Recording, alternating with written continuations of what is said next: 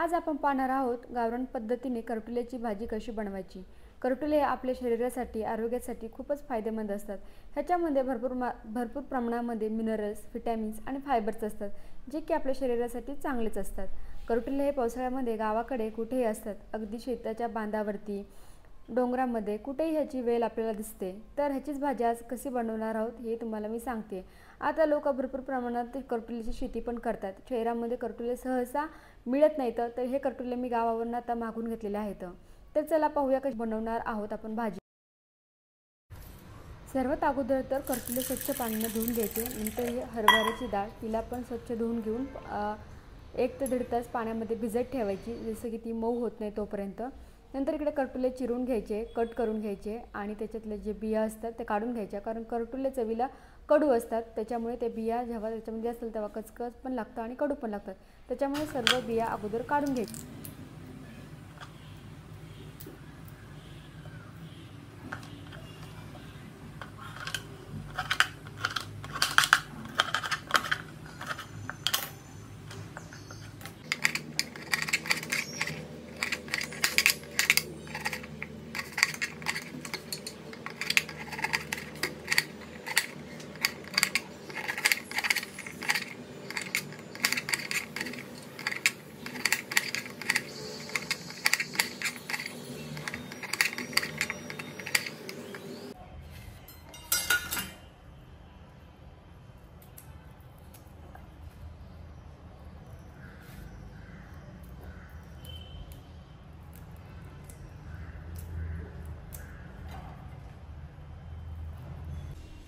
नंतर आपण 4-5 लसणाच्या पाकळ्या घेणार आहोत आणि आपली जी चटणी असते घरी बनवलेली, तर ती चटणी ह्याच्यामध्ये घालून चांगलं कुटून घेणार आहोत।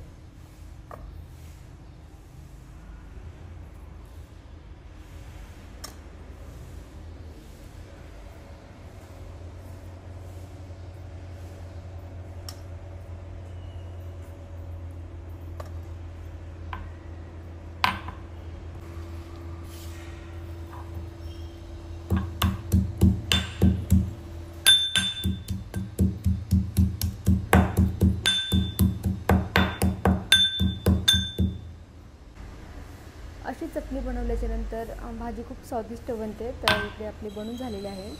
नंतर कढईमध्ये आपण तेल घालून घ्यायचं आणि तेल थोडंसं गरम झालं की त्याच्यामध्ये लगेच आपण थोडीशी मोहरी टाकून घ्यायची आणि मोहरी तडतडायला लागली की लगेच जिरे पण टाकायचं।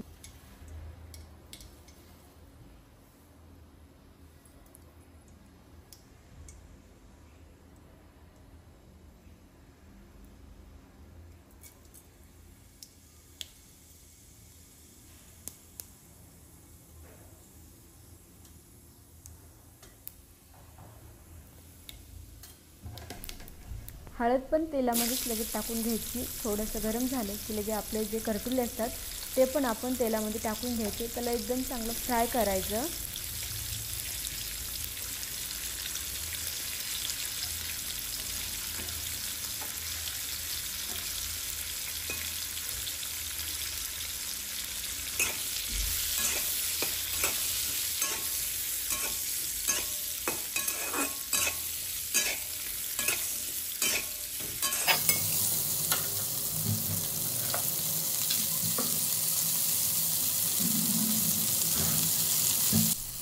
आता ही भिजत ठेवलेली हरभऱ्याची डाळ ती पण आपण टाकून घेतलेली आहे।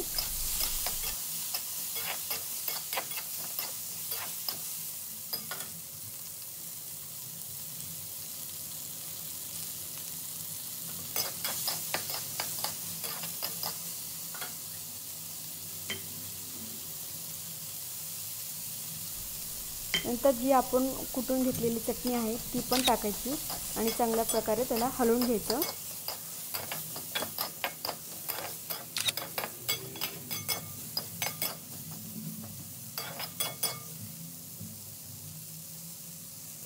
नंतर त्याच्यावरती झाकण ठेवायचं। पाण्याची जशी गरज लागत नाही, जर तुम्हाला वाटलं तर तुम्ही थोडंसं त्याच्यामध्ये टाकू शकता आणि मध्ये मध्ये चेक करायचं की भाजी खाली लागली तर नाही ना, तर 2-3 वेळेस असं हलवून घ्यायचं।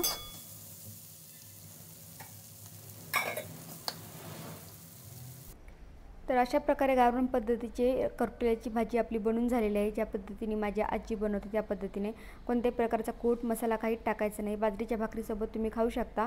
जर तुम्हाला ही रेसिपी आवडली असेल तर तुम्ही तुमच्या घरी बनवा आणि तुम्हाला व्हिडिओ आवडला असेल तर लाईक शेअर सबस्क्राईब करा आपल्या चॅनलला।